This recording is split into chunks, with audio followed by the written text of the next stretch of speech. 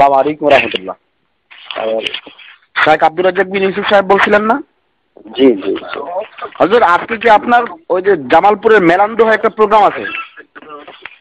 জি জামালপুরের মেলান্দহ একটা প্রোগ্রাম আছে না শাইখের আজকে? জি শাইখ কি আসছেন? জি, যাবো ইনশাআল্লাহ। শাইখ এখন কোথায় আছেন? এখন রাজশাহীতে।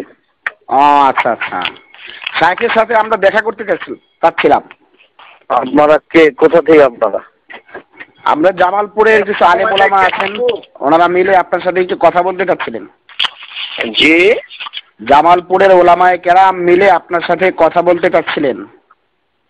না, কেন? বলা লাগবে না। কেন স্যার? প্রয়োজন নেই। কেন প্রয়োজন নেই? একজন আলেম কি আরেকজন আলেমের সাথে কথা বলতে পারে না? জি না। কেন স্যার? অন্যদিন হবে, আজ না। তাহলে স্যার একটা সময় দেন, যে সময়টা আপনি কথা বলতে পারবেন। একটু কোনো আপনার পরিচয়?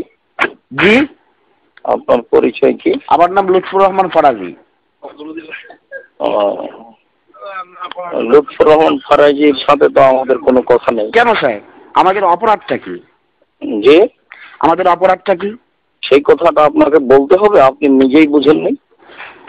আশ্চর্য তো, এটা মানে বলতে সমস্যাটা কোথায়? কথা বললেন না, আল্লাহ আপনাকে মাফ করুক। জি, আসসালামু আলাইকুম।